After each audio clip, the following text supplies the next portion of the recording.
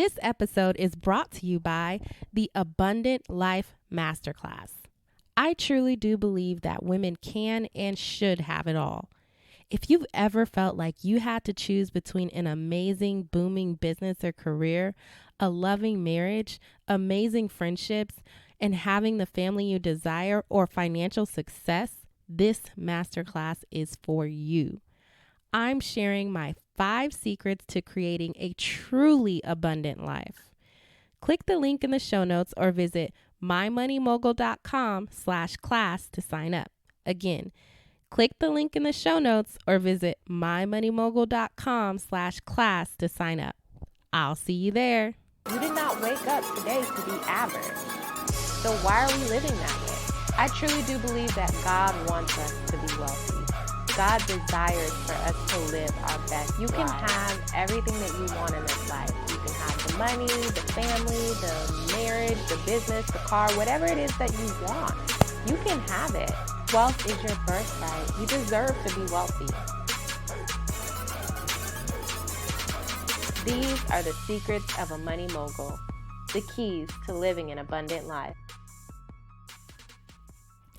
Hey moguls, welcome back to another episode of the Secrets of a Money Mogul podcast. I'm your girl Jalesa and I help women heal their relationship with money so that they can make and keep more of it. And if you're a regular listener to this podcast, then you already know that I'm on a mission to help 1 million women reach financial freedom. And I have the pleasure of doing that through this wonderful medium of podcasting and through coaching services that I offer and also a few courses. So y'all, today's episode is very near and dear to my heart, and it's something that I just really feel led to talk about. And that is 6 lessons that I've learned about wealth while taking a break. I think it's necessary to recognize that we all need a break, whether that be a break from your business, whether that be a break from your family or your obligations at home.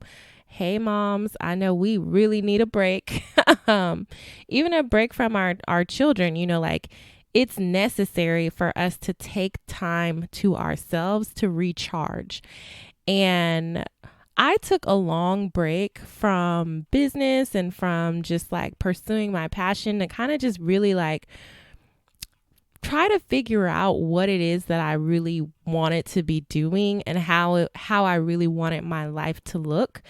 And there were some really, really important lessons that I learned from the break that I took. And I want to share that with you guys today, in today's episode. So without further ado, we're going to get right into it. So the first lesson that I learned about wealth while taking a break was that you have to fight for what you love, right? You cannot be so focused on money. You cannot be so focused on wealth. You cannot be so focused on proving somebody wrong or whatever it is that's motivating you now. You can't be so focused on that you forget to fight for what you love and the people that you love. Relationships are so important and far more important than any kind of wealth or material things, because one thing that I've realized is that you don't want to get to the top and realize that you have no one to share it with, because you've basically cut all ties with the people that you love, all in pursuit of one goal. And I noticed that when I meet a lot of ambitious women or, people that are just very successful in life or what seems like success, right? They have financial success or they have business success or whatever it might be, but they may be struggling in other areas of their lives. They may be struggling in their relationships. They may be struggling in their spiritual walk with God. They may be struggling somewhere else that we don't see on the surface.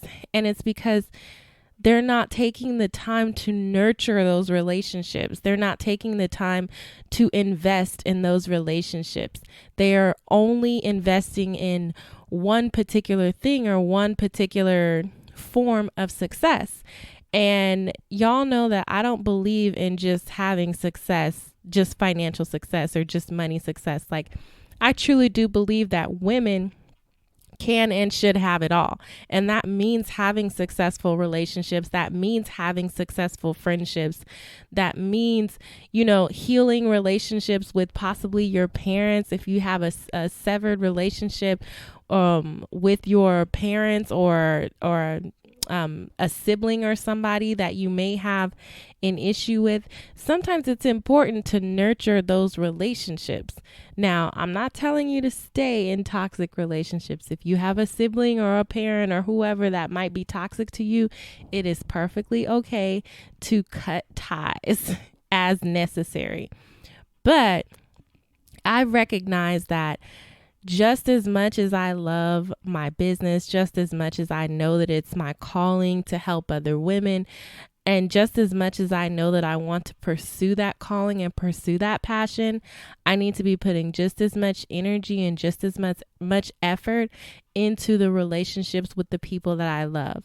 If you talk to any of my good friends, I'm like definitely the friend that always picks up the phone to call and check on people, that, really tries to be there for people when they're going through things, really tries to check on even my strongest of friends, like the people who you think really don't need your help or really don't need you to check on. They're probably the people that need it the most. So I want you to think of one person that maybe you haven't talked to in a while, maybe you haven't checked on in a while, maybe it's a relationship that you have kind of put on the back burner that you would like to see flourish or you would like to see grow. I want you to write that person's name down right now, and I want you to text them, even if it's just a text like, hey, I'm thinking about you. I would love it if we can catch up. Tell me if you're free on Saturday, or hey, can I give you a call later on today? Just something that leads you in the direction of repairing that relationship and nurturing that relationship, because you cannot have wealth and success without having, wealth and success in your business and financial life without wealth and success in your relationships and in your friendships. So that's number one. So the second lesson that I learned about wealth while taking a break is the importance of passive income. Passive income is so important. So passive income is, for those of you that are new to the concept of passive income, is basically income that pays you when you're no longer working. So it's not income that you don't have to work for because you do the initial work up front. So say, for instance, one of the biggest passive income examples that people love to use is real estate, right? You do the work to, save the down payment, get your credit right, get your income on all of that right, so that you can buy a rental property. And then you invest in the rental property as in maintenance and keeping it up and things like that. But over time, you begin receiving the rent checks, which are passive income. They come automatically, whether you are working on the property or not. They come automatically as long as it's rented out. Another really good passive income product, especially in the digital age, are like digital products. I have a friend that makes money selling ebooks and, of course, e-courses and digital downloads and all those types of things that you can sell on the internet to create passive income. And taking a break made me realize that it's really important that no matter where you are in your life, that you are thinking of ways to create passive income for the future. And I think we as women especially need to be creating more passive income, because as, homemakers, like as moms and just busy business women and just women who are kind of just spread all over, right? We're very nurturing and things like that. I think it's necessary for us to still be able to make an income when we choose that we want to be present with our family or present with our children. And so one thing for me is that I knew passive income was important, but it wasn't until my daughter was born that I realized, like, this has to be the future. for me. Like, this has to be the way that I can still be creating income while I'm at a soccer game, or I can still be creating income while I'm spending quality time with my family. And it kind of goes hand in hand with number one, right? I want to be nurturing those relationships. I want to have wealth in my friendships and my relationships and things like that.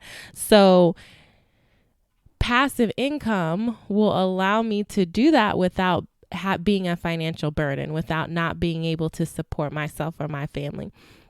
So passive income has become very important to me. It is definitely at the top of my list. I'm always thinking of new ways to create passive income. And here's the thing, you don't have to figure it out today, right? You don't have to buy real estate today, or you don't have to, stock dividends, all those things that people think of as regular passive income. There's so many ways. Like, I was actually just at a conference talking to a guy about one of his passive income sources was vending machines. So he owned all these different vending machines that he had placed in certain businesses, certain doctor's offices, and certain office buildings and things like that.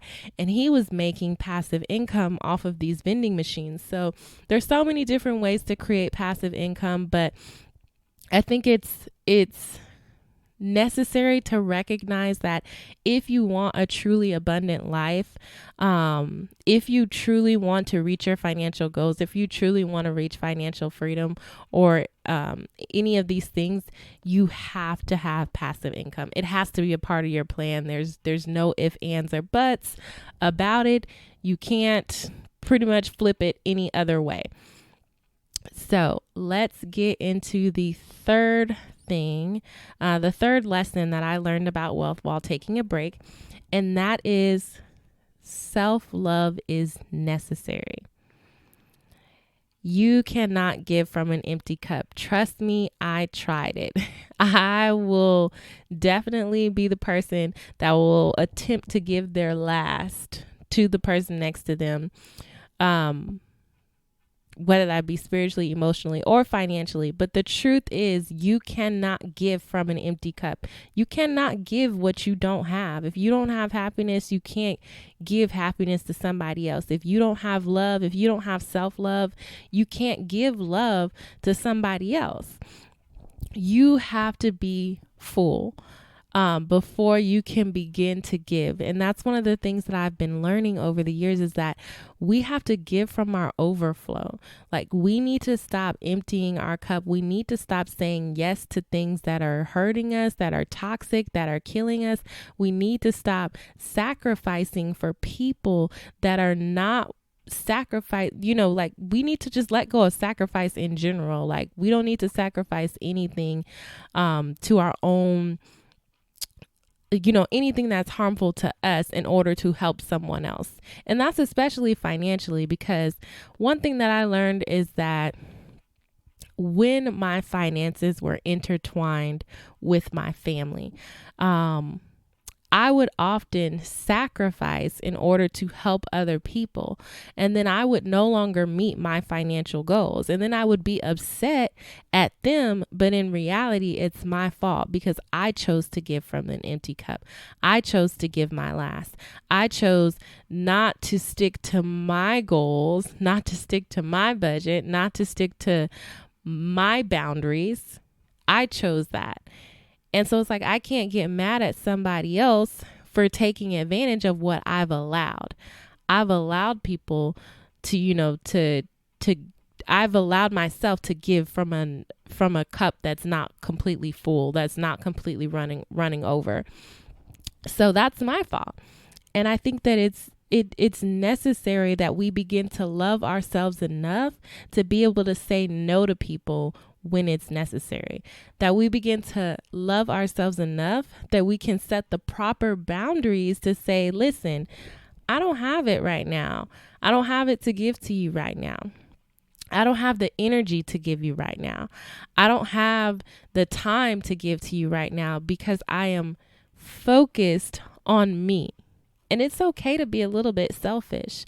It's okay to take care of you first. It's okay to make sure that you're good first. it is okay and it's necessary. That's the thing. You cannot build wealth if you're not taking care of yourself first. I cannot stress that enough. Like I don't even know how many times I can say that, but self-love is a necessity to building wealth. And I don't remember where I heard this. I want to say it was another podcast, and y'all forgive me for not knowing the source, but he was just saying, like, if you want to know how someone feels about themselves, look at their bank account. And he was just saying that the money that we have and the wealth that we have can be correlated with our own self-love, because people that really love themselves really take care of themselves financially, physically, mentally. Like, you take care of yourself because you are a top priority. And as a believer, like, I really do believe that God has given us these resources for us to use. For the kingdom. So I don't believe that we're supposed to be out here struggling. I don't believe that we're supposed to be out here unhealthy. Like, I believe that we should have it all. We can have it all, and God wants us to have it all. So self-love is a necessity is number 3. So let's talk about number 4. And number 4 is a big one for me. And this is the 4th lesson that I learned about wealth while taking a break. And that is, don't sleep on motivation. Motivation is necessary. On this podcast, you will hear a lot of motivation. And the reason you'll hear a lot of motivation, because I am constantly needing to be motivated. It's only from, it's just as much for me as it is for you. I think it's Zig Ziglar that said, motivation's not permanent, but neither is bathing. That's why it's recommended that you bathe necessary. You're not going to stop bathing because you're like, well, every time I have to take a bath, the next day I got to take a bath again. Like, no, it's necessary. And I think it's necessary for us to maintain motivation, because I cannot tell you how easy it is for the enemy to get in your head and make you feel like you're supposed to quit. It is so easy for, you to get in your own head and make you feel like you're supposed to quit. It is so easy to quit. Sometimes it's easier to quit than to keep going. And sometimes motivation is the only thing that helps me and pushes me just a little bit further to do just a little bit more so that I can move forward. So I don't sleep on motivation. Like, sometimes I have to listen to motivation all day, every day, just so I can continue, just so I can push forward, just so I can keep just a little bit more, go a little bit further. And that's why I'm so big on it. That's why I'm so big on motivation, because I have no room to let the enemy win. I have no room to let the enemy in my head telling me that I can't make it, telling me that I can't be financially free, telling me that I shouldn't be running this business, telling me that, all these things that are just a product of self-doubt, that are just seeds of the enemy. And I don't have time to do that. So I stay with something motivating, with something encouraging in my ear, letting me know that, listen, it's not going to be perfect. It's not going to be exactly the way that I want it to be, but I will continue no matter what. I'm going to keep going no matter what. So don't sleep on motivation is number 4. So the 6th lesson that I learned about wealth while taking a break is that comparison is the thief of joy. And I have talked about comparison on this podcast before. I will continue to talk about comparison, because in the world of social media, it is so easy to open up an Instagram app and scroll through and find somebody's profile and just think that they live a perfect life and just feel a certain type of way because my life doesn't look like their life. It's easy to feel that way. It's easy to feel like you should be further along than you currently are. You should have a certain this or a certain relationship or a certain that. It's easy to feel that way, but the truth of the matter is that you are where you are for a reason, and there's nothing that whatever, regardless of what you feel like you should have done, there's still time to do it. There's still time to accomplish the goals that you want to accomplish. And comparing your life to someone else's life that you really probably know nothing about is stealing your joy. It's stealing your happiness. It's stealing your peace. And it's stealing everything that you need right now to move forward. So I have had to learn how to stop comparing myself to others. And one of the things that has really helped me to stop with the comparison is to express gratitude, because I recognize that everything that I have, I've prayed for. At some point in my life, I was praying for these things that I have now. So it's very important to me that I recognize that I need to be grateful for everything that I currently have that I was once praying for. And even the things that I don't have that I know are on the way.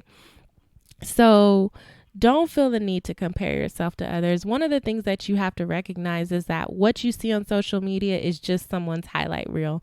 It's not, you don't know the full story. You're not meant to know the full story. It really doesn't matter what the full story is anyway. If their life was completely perfect, that's awesome. Great for them. How can you go out and get the perfect life that you're desiring? How can you go out and create the life that you desire? How can you go out and create the relationships that you desire? That's what we need to be focused on, not what Susan Sally's such and such over here is doing. What is it that we need to be doing in our lives that can propel us to our next level in life? Right?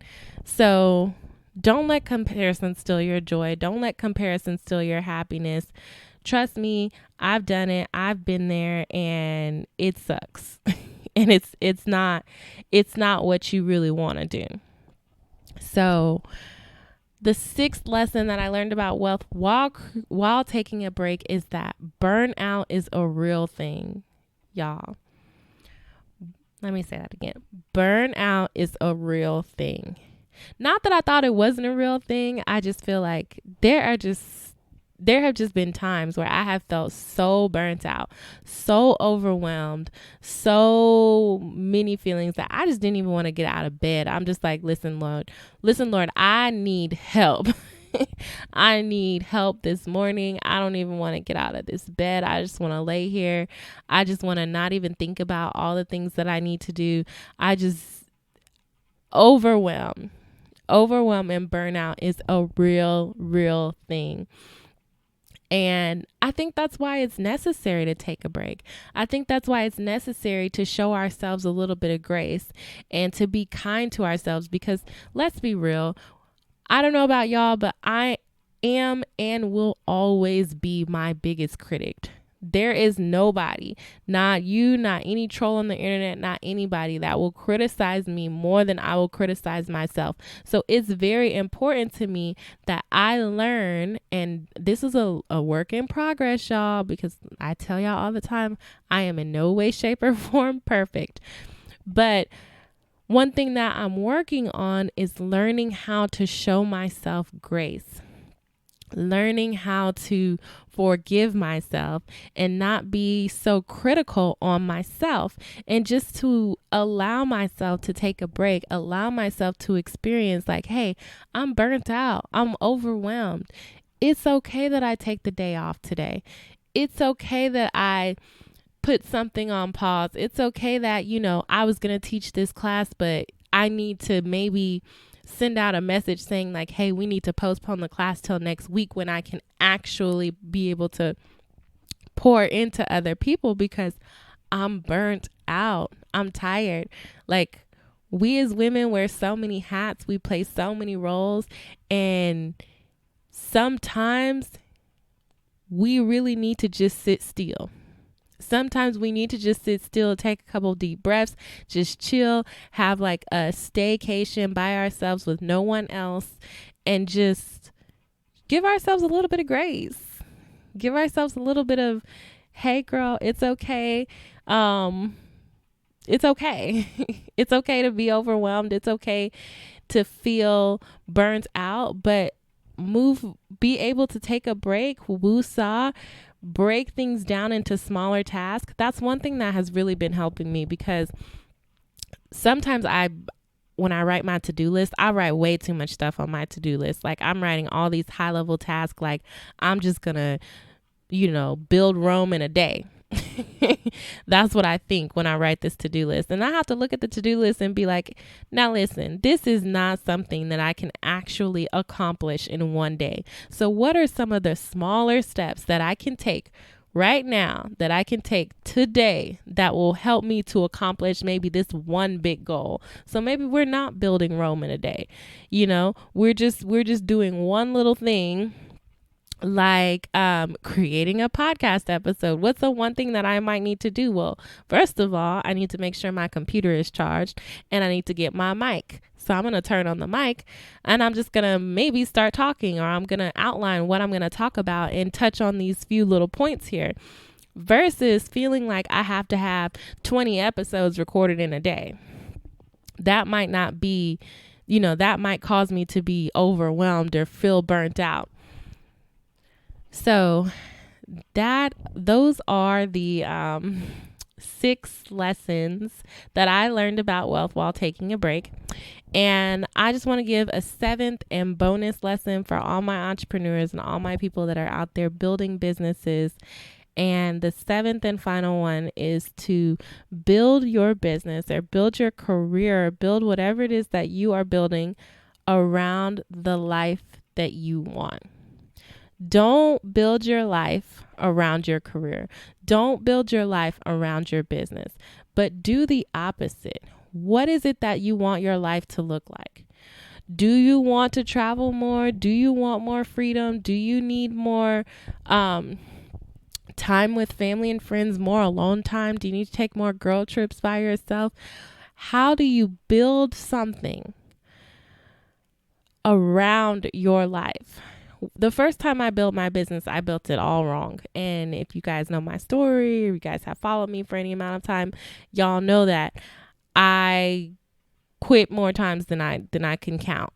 I always come back, but I've quit more times than I can count, because I was building, I was not building my business around my life. I was trying to build my life around my business, and it just wasn't working, because it wasn't what I desired, and it wasn't going to work long term, because it wasn't something that I actually wanted to do, and it was making me unhappy, and it was just not a source of joy like I expected it to be. Not saying that all days in business are going to be joyful, because they're not.